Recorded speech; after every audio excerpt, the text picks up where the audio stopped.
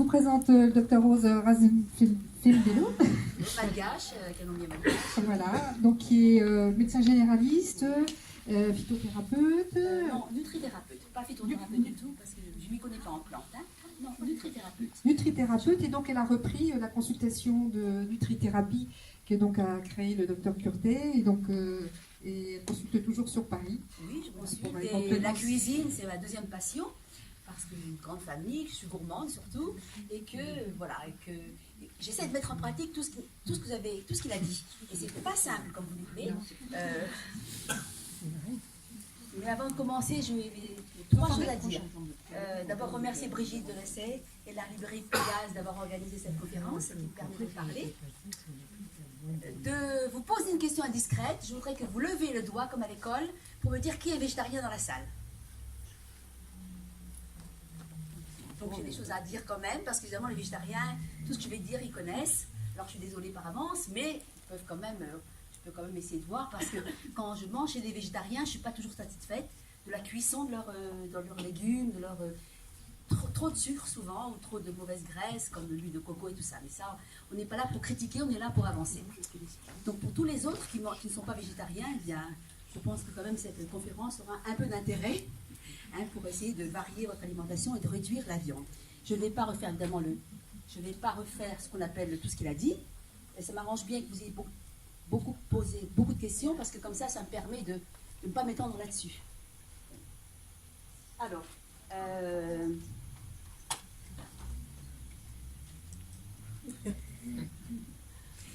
en fait, si vous voulez, parler de cuisine sans odeur, sans couleur, sans saveur, sans manipuler l'alimentation, pour moi, c'est pas vraiment de la cuisine. Mais bon, on va faire comme si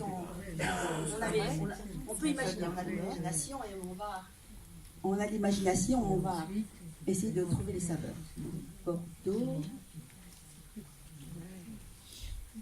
Donc je répète, ce qui m'intéresse, de mettre en pratique tout ce qui vient d'être dit. Et ce que je fais tous les jours chez moi, j'essaie de le faire. Donc la conférence s'intitule « Comment organiser son assiette ». Tu m'as dit qu'on venait là, c'est ça? Voilà, non, voilà. Je suis désolée, voilà. Avec plaisir, amour et simplicité. Pour moi, il n'y a pas de repas nourrissant sans plaisir, sans amour. Et surtout simple. Parce que c'est toute la journée qu'il faut manger bien. C'est pas une fois de temps en temps, c'est pas... Donc, si vous voulez...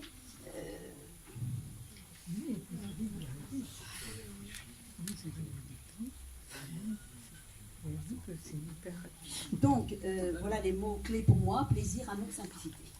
Parce que personne va mettre une demi-heure à préparer un petit déjeuner, personne va mettre une demi-heure à préparer un déjeuner tous les jours. Et la santé, ça se construit au quotidien. Donc, c'est tous les jours qu'il faut faire une bonne cuisine, entre guillemets, pour la santé, j'entends. Alors,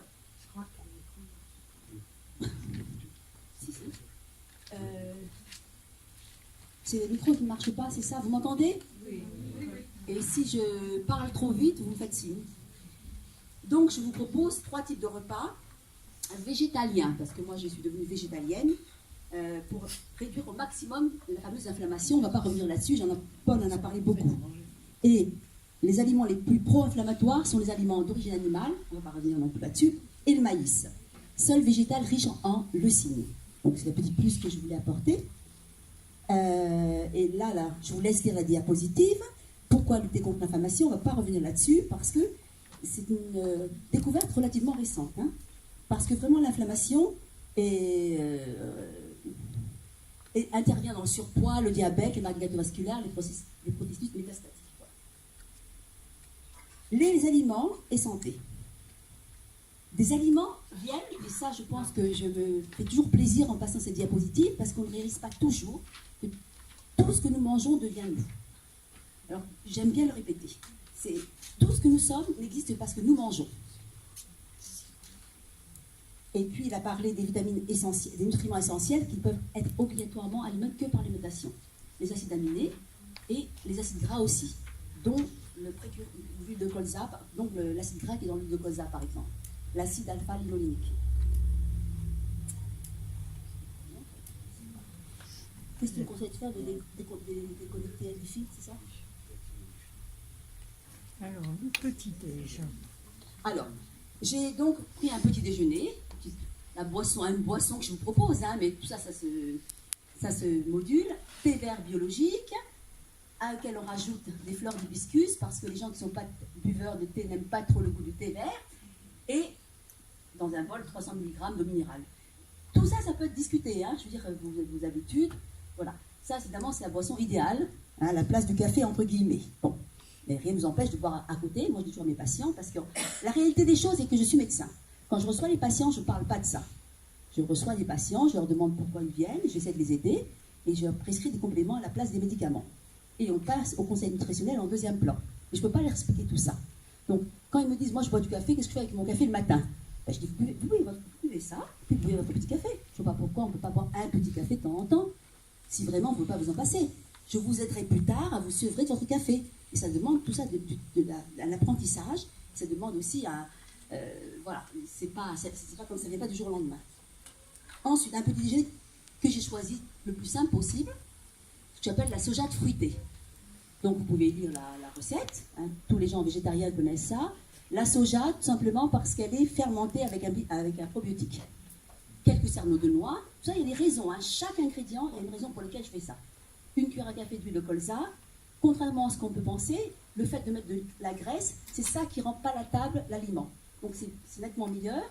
Un fruit de saison biologique, une cuillère à café de poudre de cannelle biologique. Voilà, c'est pourquoi j'ai choisi arbitrairement de vous présenter une fleur exotique, parce que, voilà. Ça va trop vite. Ouais, c'est repêche. Excusez-moi. Vous allez. Voilà, merci. C'est-à-dire que voilà, je suis capable de parler 1 heure sur chacun des produits. Donc c'est pas le but de la consultation, c'est pour vous donner une idée, simplement pour changer du pain, beurre, confiture du matin. Déjeuner, je sais bien que souvent, quand vous êtes ici, vous ne faites pas ça, mais bon, c'est pour essayer de changer. Voilà. Je vous laisse lire là parce que ce sont des études, hein, mais je préfère passer parce que moi, la diagnostic qui m'intéresse le plus, c'est le dîner, qui intègre davantage ce que Jean-Paul a dit avant, avec le moins de viande. Parce que je pense qu'en France, moi je suis malgache. Moi je mangeais de la viande le matin, parce qu'on mange en Madagascar un vrai repas le matin.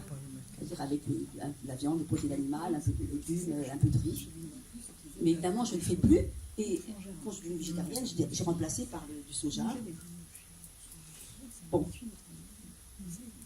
Pourquoi la sojade? Parce que donc, comme vous le savez, c'est un produit à base de soja. Et les sojas sont riches en protéines complètes, Jean-Paul vous l'a dit. Et pourquoi les protéines le matin? Parce qu'elles sont dynamisantes. Donc c'est intéressant le matin d'être dynamisé. Il y a de l'argine protecteur dans la noix. Vous voyez, chaque aliment il y a une raison pour laquelle. Et bien sûr, tous les antioxydants qui nous protègent contre le vieillissement. C'est lui, la cinnamaldéhyde, qui donne l'odeur exceptionnelle de la cannelle. Et puis les antioxydants des fruits frais. Excusez-moi, mais la noix, on ne peut pas la manger. J'ai compris. Non, ça c'est un exemple. Hein. Chaque élément peut être remplacé éventuellement par autre chose. Pourquoi pas des amandes complètes, pourquoi pas des noisettes, pourquoi pas des... Vous voyez, c'est une base. Hein. La cannelle peut être aussi remplacée.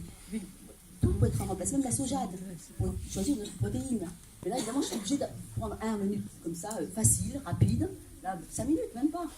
La sojade est toute prête, vous l'achetez, vous l'ouvrez, les fruits. Et autres protéines que la sojade. Le matin, un blanc d'œuf si vous n'êtes pas végétarienne, pour les gens qui ne sont pas végétariens. Ou même les végétariennes mangent. Moi, je suis végétalienne, donc je ne mange pas d'œufs non plus. Mais les végétariens mangent des œufs, donc un blanc d'œuf. Et puis, si vous êtes très faim, vous mangez du pain avec. Voilà. Le déjeuner. Alors, c'est pareil, vous voyez, je vais vite, parce que d'abord, le temps qui est imparti est un peu raccourci, mais vous avez toutes les questions principales qui ont été faites.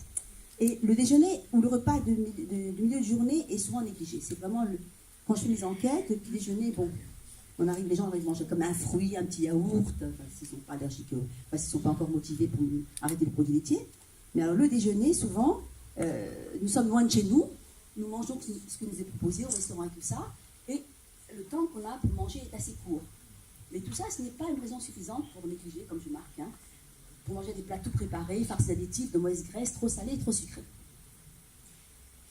Le reste sont considération philosophique, je vous laisse lire. Hein.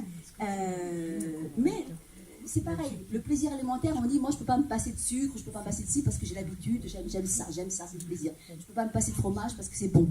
Et c'est bon. Mais ça, ce sont des apprentissages. On peut faire des... Jean-Paul a mis au point d'ailleurs des méthodes de désensibilisation à tous ces produits, si on est motivé.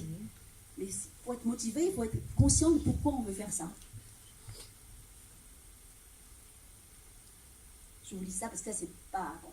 Voilà le déjeuner que je propose. Facile, qui peut manger froid ou chaud. Tempeh au girolles. Alors j'étais un peu provocatrice parce que j'ai choisi le tempeh, qui est une forme de soja fermenté que les gens ne cuisinent pas très bien. Parce que ça n'a pas de forme, ça n'a pas de saveur, puisque c'est nature. Donc du tempeh, de l'ail écrasé, du persil, des girolles, une laitue, il y a tout ce qu'il faut là. Hein. Une vinaigrette à l'huile de colza, de l'huile d'olive, tamari. Tamari, c'est pour saler légèrement, c'est du soja fermenté pour saler légèrement, vraiment on ne supporte pas de goût fade. Alors, est-ce que vous avez une idée de comment on prépare ça? Oui, bien sûr, les girolles, tout le monde prépare les girolles, mais c'est pour le tempeh surtout que je fais tout ça. Le tempeh, donc, c'est une sorte de bloc de boudin. Plus c'est coupé fin, ça a le goût de ce que vous, la sauce. Plus vous coupez fin, meilleur vous allez le manger, meilleur c'est. Il est déjà tout cuit, il n'y a pas besoin de le cuire. Il faut simplement le réchauffer et le mélanger au reste des aliments. Alors, on part les girolles, on les essuie avec un torchon propre, bien humide. Je pense que vous connaissez le terme parer, c'est-à-dire enlever les morceaux qui ne sont pas très bien, qui sont un peu abîmés. Les faire revenir avec l'huile d'olive à feu moyen, j'insiste sur le feu moyen, pendant 10 minutes, à couvert. Ajouter l'ail, le persil, le tempeh découpé en fin de cuisson, le tamari avec modération. On mélange le tout, on couvre et on réserve. Ça a le temps vraiment de prendre bien la saveur de la sauce. Pendant le temps de cuisson des girolles, tranchez aussi finement que possible le tempeh. On rajoute à la fin, je reviens un peu en arrière. Donc on a le temps, pendant que ça cuit tranquillement pendant 10 minutes, on a le temps de couper son tempeh, ça prend 5 secondes. On lave la salade, on les sort et on l'assaisonne largement de vinaigrette. J'ai déjà remarqué que les personnes ont des croyances en mangeant très peu d'huile. Ils n'aiment pas quand c'est très saucé. Mais ce sont des graisses que, je ne dirais pas que ce sont des graisses, mais c'est des bonnes, comme on dit, des bonnes graisses. Donc il ne faut pas hésiter parce que c'est ça qui donne le goût aux aliments. C'est ça qui fixe le goût, c'est les graisses. Et on hésite souvent à manger des bonnes huiles, comme l'huile de colza ou l'huile d'olive. Alors, dressage. On met donc la salade et on verse la barrette, tempeh, girolles et on le décore avec quelques pluches de persil. À l'Amazon, c'est un plat qui se mange chaud et froid, chaud tiède. À l'extérieur, la vinaigrette sera ajoutée au dernier moment. Ce plat peut être mangé froid. Temps de préparation entre 10 et 15 minutes, temps de cuisson 10 minutes ou 1 heure. Pourquoi j'ai mis 1 heure, j'en sais rien. Là, c'est une hérésie parce que je me suis trompée avec lui. C'est pas 1 heure, c'est 5 minutes. Le plat qui peut se manger froid. Si on le déguste sur le lieu de travail, le transporter dans un bocal de verre. Il faut arrêter d'utiliser maintenant, avec les perturbateurs endocriniens, il faut totalement arrêter d'utiliser des bocaux en plastique, les Tupperware. C'est plus du tout possible de faire ça. Voilà, vous lisez l'intérêt, apport de magnésium, élément essentiel. Alors tous les légumes feuilles, donc verts, sont riches en magnésium.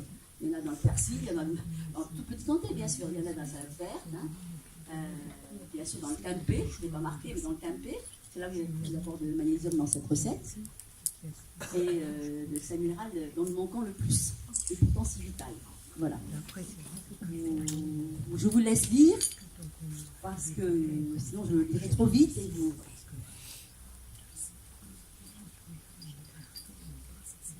Juste un petit schéma que j'ai emprunté à Jean-Paul. Le Mg, donc c'est magnésium. Les gras que nous mangeons, le sucre, avec le flot de l'oxygène se transforme entre dans ce cycle pour produire une molécule qui supporte notre énergie. Toute la production d'énergie dans la mitochondrie est magnésiodépendante. D'où l'importance, comme je vous ai dit, dans l'énergie de magnésium. Vous avez donc des oméga 3 avec l'huile de colza. Et croyez-moi, on manque beaucoup d'oméga 3 en France. Il y a un rapport qui a été décrit. Je ne sais pas si on a remonté notre rapport. Pas du tout. Mais on est toujours à un rapport assez faible d'oméga 3. Donc c'est pour ça qu'il faut en mettre un peu partout.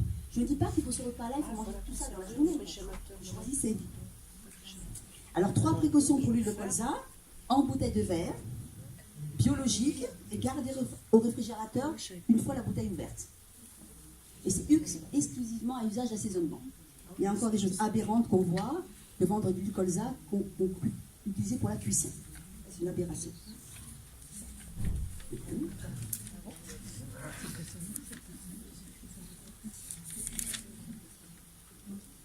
Le dîner, c'est là-dessus que je vais essayer de m'étendre un tout petit peu.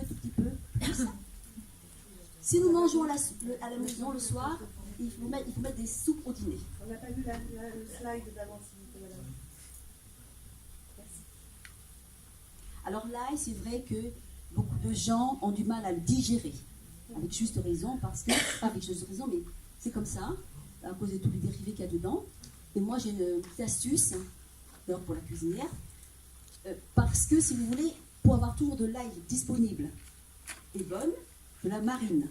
La marine, soit dans de l'huile, tout simplement, mais même avec une petite vinaigrette ou avec un peu de citron, et je garde ça au frais dans un bocal de verre. Comme ça, à chaque fois, je l'écrase et je peux tous les jours me servir de ma petite cuillère à café d'ail. Et une fois marinée comme ça, vous verrez, vous faites l'essai tout simplement, elle sera beaucoup plus digeste pour les gens qui ne supportent pas.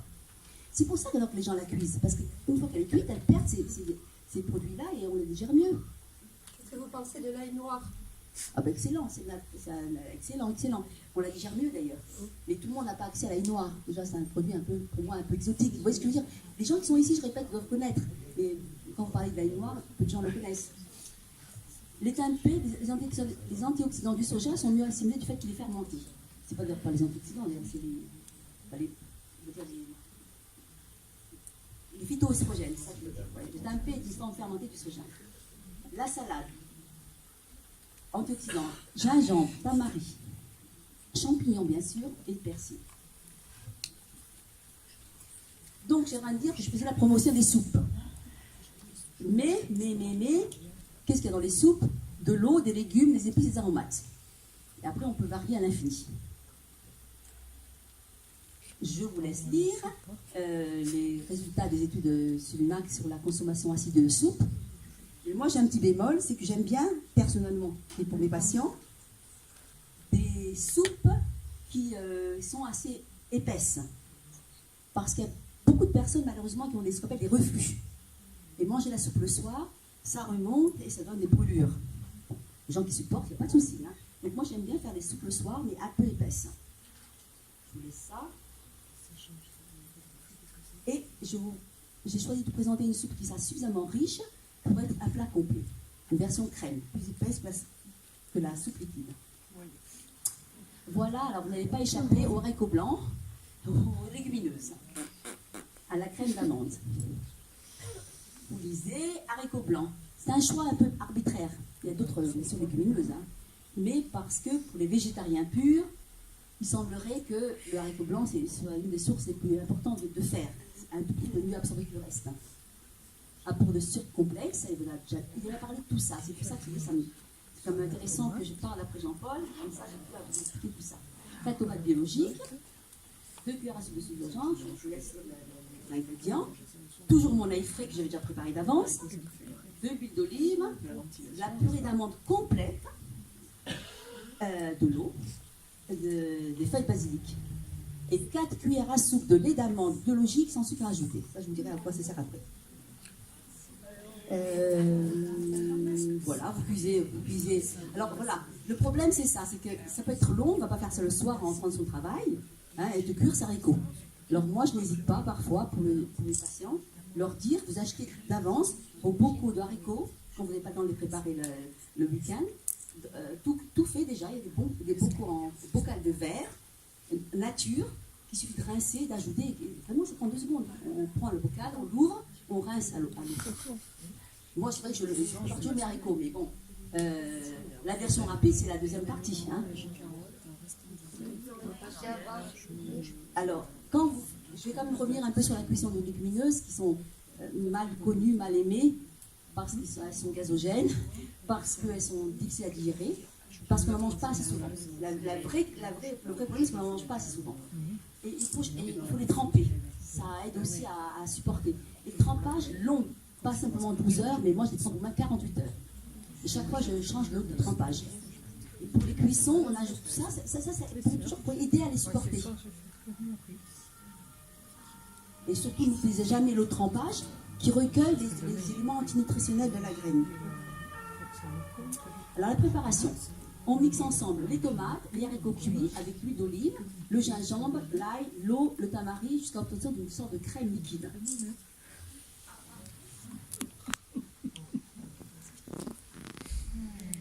Je vais faire un petit commentaire là-dessus. Le fait de mixer les tomates, par exemple, même si elles ne sont pas cuites, là, et avec de l'huile d'olive, vous savez que ça permet de rendre disponible un antioxydant de la tomate qui est le lycopène, qui est beaucoup moins disponible, c'est un caroténoïde, beaucoup moins disponible si elle est mangée comme ça, crue. Donc tout ça, c'est une raison d'être. Comme je vous dis, je n'ai pas le temps de m'étendre sur pourquoi je fais ça, mais tout ça, c'est une raison d'être. C'est pas simplement exotique ou parce que j'ai envie de... Et on réchauffe, si vous voulez manger votre soupe tiède, vous la réchauffez avec peu d'eau. Et d'un autre côté, vous avez la purée d'amande, j'ai mis dans la liste des ingrédients au début, vous l'allongez un peu avec l'huile d'amande. Ça remplacera, je sais pas moi, le parmesan, tout ce que vous voulez, enfin, tout ce qui rend goûteux la crème. Et on verse donc la crème, on ajoute en centre la purée d'amande, on repartit les feuilles de basilic de manière artistique, et le petit plus, j'ajoute des minuscules dés de pulpe de tomate crue, comme des petits croûtons, pour l'apport de vitamine C, qui permettra au fer des légumineuses, le peu de fer qu'il y a, mais d'être mieux absorbé. Vous pouvez servir avec du pain frit sans gluten ou au petit épeautre pour compléter les fameuses protéines, parce que les céréales, les légumineuses, permettent comme ça d'avoir, comment expliquer ça, des protéines complètes.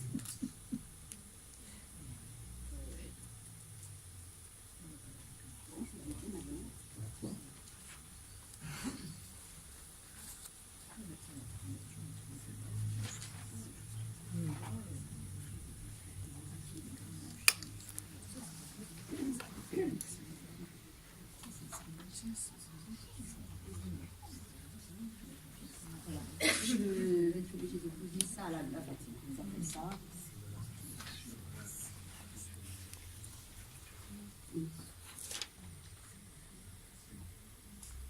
Comment tu peux agrandir? Eh bien, on va se faire. Quelques mots sur les légumineuses, je vous laisse lire. C'est les seuls légumes qui ont pu être conservés et consommés à l'état de légumes secs, dits secs. Et d'ailleurs, on les appelle souvent les légumes secs. C'est comme ça qu'elles sont vraiment connues.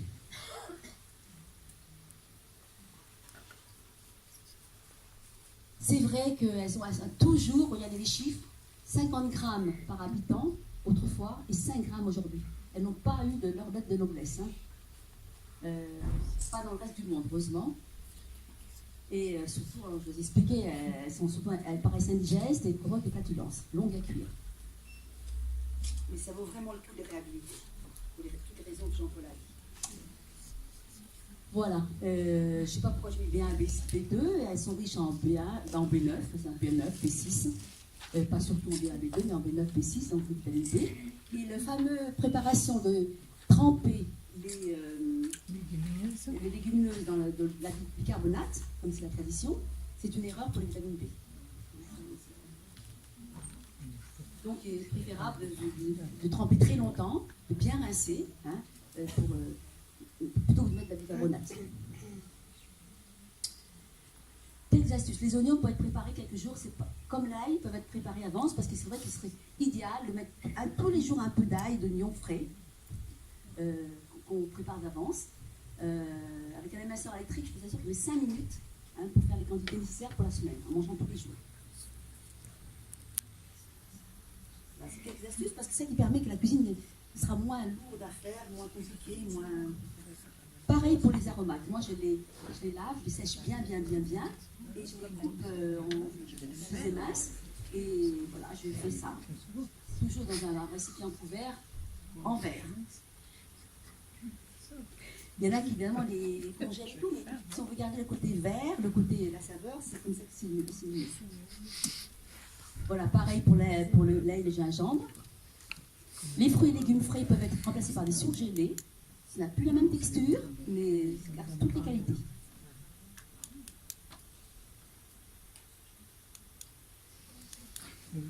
Place des compléments alimentaires. J'ai voulu absolument, comme je suis médecin, vous dire que les compléments alimentaires sont incontournables.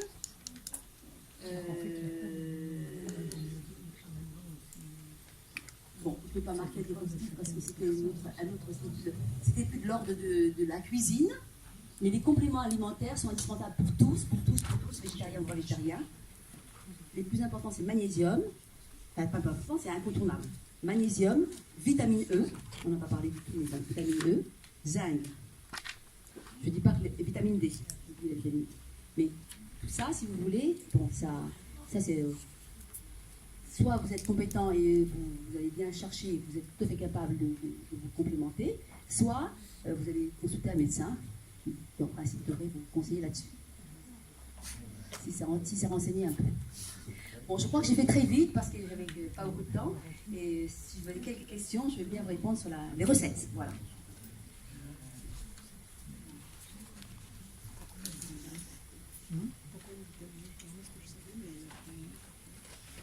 Des questions sur les recettes?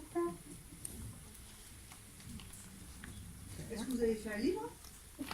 J'ai écrit plusieurs livres, mais mon dernier livre, c'est un livre sur des recettes végétaliennes qui s'appelle Les super antioxydants.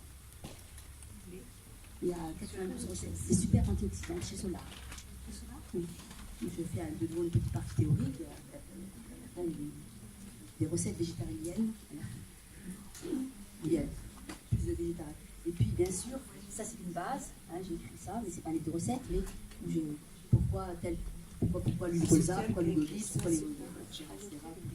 l'ail, pourquoi les oignons tous les jours. À deux. Merci pour cette question parce que c'est très important. Je ne sais pas si Avec le docteur. c'est comment expliquer ça. C'est une carence quasiment aussi L'importance des algues. carence importante comme le gouvernement français en 1952 a décidé de mettre de l'iode dans le sel de sable parce qu'ils sont aperçus que les Français manquent d'iode. Bon, maintenant on ne peut plus, pour toutes les raisons possibles, on disait de manger beaucoup de sel. Donc on est obligé de prendre notre iode autrement. Et la meilleure source, ce sont les algues. Alors les gens vous diront que c'est pas bon. Comment? Non, elles sont très bien surveillées. Les algues françaises sont très bien surveillées. Madame disait que les algues sont polluées, mais les algues, elles sont très surveillées, nos algues françaises. Ça, c'est vraiment... et c'est plus d'ailleurs les compléments là, je vous ai marqué multi là, DIN et multi, il y a de l'iode dedans. Parce que ça fait partie de la supplémentation quotidienne. Et quand vous avez la curiosité de regarder sur internet à quoi ça l'iode, vous verrez que pas uniquement la thyroïde, mais T3, l'hormone thyroïdienne T3, c'est-à-dire qu'elle contient 3 molécules d'iode. T4, 4 molécules d'iode. Donc l'importance fondamentale, il n'y a pas que ça. Donc, iode, le seul échec et le seul écueil, c'est que c'est difficile à manger. Et vous savez, si vous prenez un petit bout de kombu, qui est l'algue la plus riche, j'ai marqué là-dedans, la plus riche en iode, vous la mettez dans toute votre soupe, en la cuisant, dans vos céréales et tout, vous avez... je peux vous garantir que si on fait... Alors chacun de vous ici, si demain vous avez le courage d'aller faire votre iodurie des 24 heures, demain, vous verrez que vous allez avoir des surprises parfois, sauf les mangeurs d'algues, la carence. Le taux, c'est 200 microgrammes par litre. Si vous êtes en dessous, c'est que vous manquez d'iode. La kombu, elle accélère la cuisson des légumineuses. C'est une tradition. Hein, Oui, parce que j'ai fait l'école de Couchy. Oui, donc, oui. Non seulement ça accélère, mais ça tout à permet de fait. rendre plus digeste. Hein. Oui, Et ça apporte l'iode que vous avez besoin. tout à fait. Ça, vous la mettez, vous la lavez. Parce que vous la manger de mettez. c'est vrai que c'est pas dans Ça cette culture de accélère. manger des algues comme La ça, c'est kombu. compliqué à manger. Dans les recettes.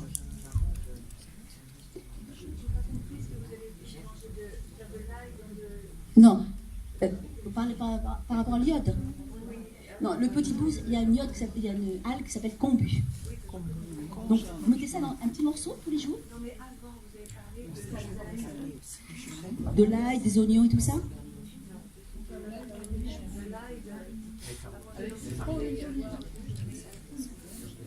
Ah, c'est pour mieux supporter l'ail, pour les gens qui ne supportent pas l'ail cru. Parce que c'est mieux de manger l'ail cru que de manger l'ail cuit. On les marine et on les supporte mieux. On les supporte mieux. On les écrase et on supporte mieux. La vitamine D, on va toujours prendre de la vitamine D, mais pour les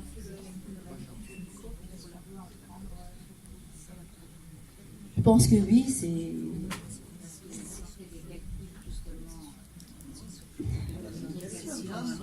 Oui, vous avez raison, les calculs principaux, c'est du calcium. Ça ne veut pas dire qu'il faut réduire son apport en calcium, ça veut dire qu'il faut prendre plus de magnésium. Le magnésium empêche la cristallisation du calcium dans les tissus non osseux. Donc en fait, quand vous avez des apports suffisants en magnésium, vous empêchez les calculs calciques dans le rein. Et aussi ailleurs, on dépose du calcium dans les vaisseaux, dans la glande pinéale. Avec l'âge, les gens à la radio ont de plus en plus de petites taches blanches parce qu'ils calcifient les tissus. Et ça, c'est parce que tout simplement, ils ont manqué de magnésium, ce qui est un peu bête. Ça, voilà. Et puis, excusez-moi, j'en profite aussi pour dire une chose que j'ai oublié de dire, c'est que la viande, quand vous en mangez, si vous en mangez, il vaut mieux la manger le midi, que le soir. Oui. Parce que le soir, ça accélère trop le métabolisme, ça augmente la température corporelle et ça réduit la qualité du sommeil. Alors c'est la nuit qu'on se répare. Vous vous rappelez l'hormésis, là? Ça se passe la nuit. Et même pour aller au-delà, je vous donne un truc que je fais depuis seulement 1 an, mais qui marche bien, c'est de faire un jeûne quotidien. C'est-à-dire de dîner tôt, végétarien, léger, de ménager une plage d'au moins 12 heures avant le petit déjeuner, ou même maintenant, parfois je saute le petit déjeuner, je fais un brunch. Et de 12 à 16 heures, si vous voulez, vous vous rappelez, les plantes stressées, elles manquent de nourriture, elles déclenchent l'hormésis. La nuit, c'est la réparation que vous faites naturellement. Si vous combinez les deux, vous augmentez, et on a des études qui montrent que, par exemple, les femmes qui font ça font moins de cancer du sein. Donc, si vous voulez, c'est carrément un protocole anti-âge, de ralentir le vieillissement, l'inflammation. Si c'est protéines animales, on en mange, c'est à midi, parce que voilà, ça disperse beaucoup d'énergie, c'est inflammatoire. Pas le soir, même pour les enfants, les femmes enceintes, etc. Et encore mieux, si vous voulez essayer. Ce que je vous conseille, tout ce qu'on dit, Rose et moi, c'est intéressant. Bon, on est content de vous avoir donné l'information, mais si vous voulez, je pense que ce qui est précieux pour vous, c'est de tester, c'est de faire l'expérience. Par exemple, vous faites une semaine sans protéines animales le soir, vous voyez si vous dormez mieux. Le fait de faire l'expérience soi-même, ça n'a rien ne peut compenser ça. C'est vraiment faire l'expérience soi-même. Vous pouvez vous dire, tiens, je vais faire 15 jours végétarien, voir est-ce que j'ai faim, est-ce que ça me convient, est-ce que je trouve assez de plaisir, comment est-ce que je me trouve. Vous faites des expériences. Et à mon avis, ça, c'est vraiment ce qui va vous aider à progresser dans votre rapport à votre assiette et à votre corps.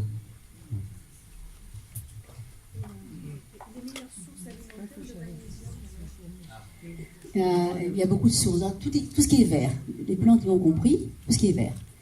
Le vert des poireaux, la salade, les amandes, le soja, les oléagineux en général. Mais quoi? Les légumineuses, bien sûr. C'est pour ça que les légumineuses... Non, c'est un minéral. Non, ça n'a... Pour une fois. La chaleur abîme beaucoup de choses, les vitamines, les protéines, les acides gras, mais pas les minéraux. Ça ne justifie pas de brûler les aliments, parce que dans la croûte du pain, eh bien, il y a beaucoup de choses qui sont abîmées quand il est grillé. Mais le magnésium, c'est facile à faire, c'est pas la cuisson ni quoi que ce soit.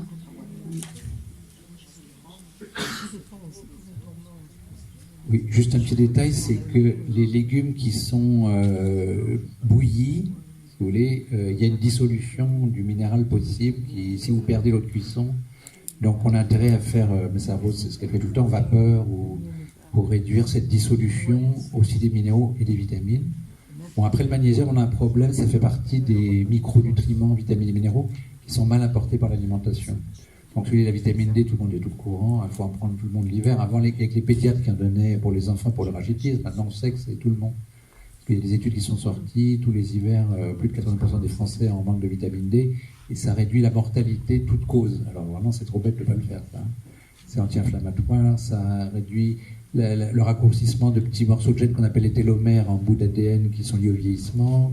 Bon, La vitamine D, c'est comme une hormone presque. Hein, c'est pas seulement une vitamine pour le calcium. Donc ça, c'est vraiment important d'en prendre. Sinon, le magnésium, comme Rose l'a dit, ça fait partie des choses qu'on ne peut pas avoir par l'alimentation suffisamment. La base, c'est d'augmenter les sources alimentaires, on vient de les dire, légumes verts, oléagineux, légumes secs, etc. Mais malheureusement, on a à peu près 120 mg de magnésium pour 1000 calories. Et donc, comme on consomme les femmes 1700 calories et les hommes 2000, ça fait autour de 250 mg d'apport magnésien maximum par l'alimentation, alors qu'il en faut 400, et qu'avec le stress, si vous voulez, on en parle dans les urines, donc si vous voulez, c'est pratiquement, il y a une limite technique qu'on retrouve pour quelques nutriments comme la vitamine E, la B6 qui est très mal apportée, le zinc pour les personnes âgées. C'est pour ça que c'est intéressant d'avoir un complément généraliste comme ça pour, au-delà de la bonne alimentation qui est la base, d'apporter ce que l'alimentation n'apporte pas. Voilà.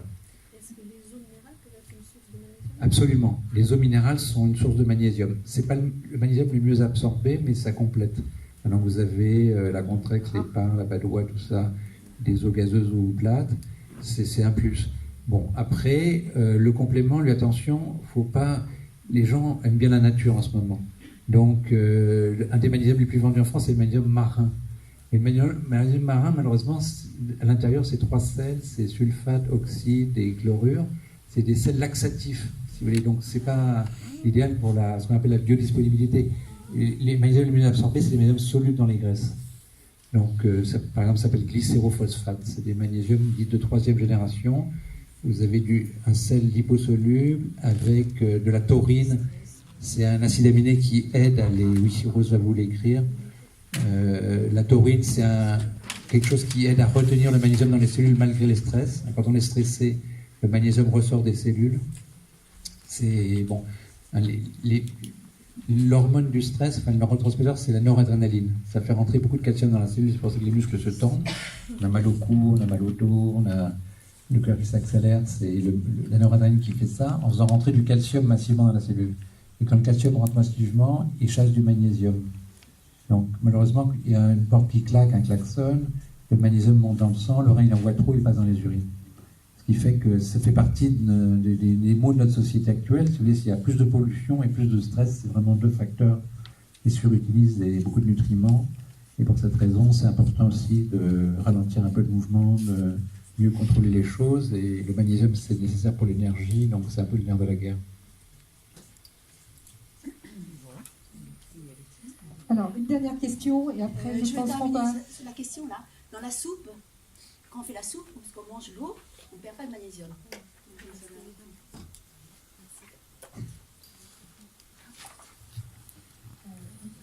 Juste, est-ce que vous auriez des sites à nous recommander de l'information Alors, pour en savoir plus, il y a déjà tous les livres que Brigitte a amenés.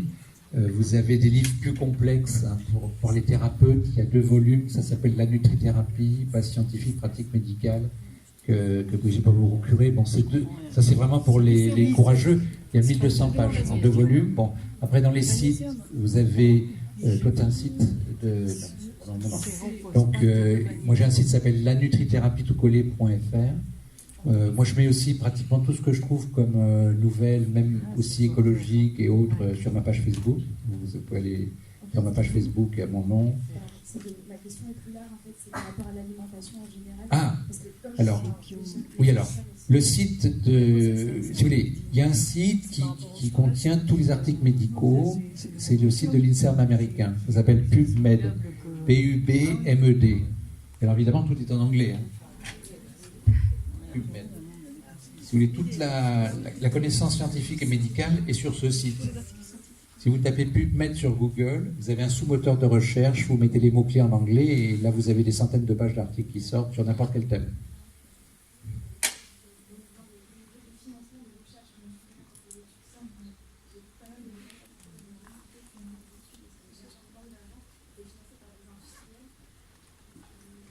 Oui, alors il y a en effet des études qui sont financées par les industriels avec des conflits d'intérêts, etc.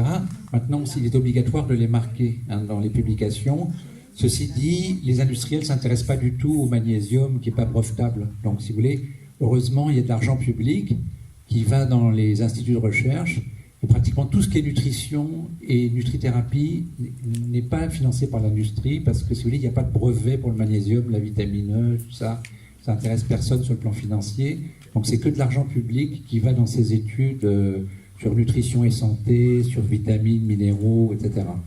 Les labos, ils investissent dans les médicaments brevetables. Ils ne vont pas investir dans le magnésium. Vous comprenez ?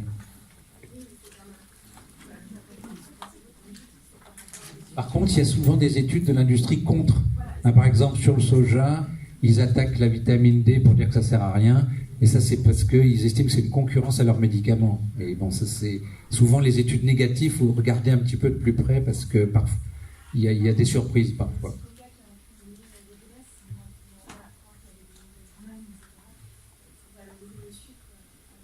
Oui, il y a eu, il y a tout. Il y a eu le tabac, il y a le sucre, il y a eu des tentatives de désinformation sur beaucoup de choses, c'est sûr.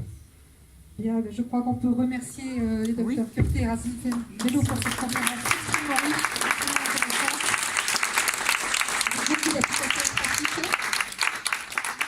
Donc les personnes intéressées peuvent les retrouver pour une dédicace. Vous restez là.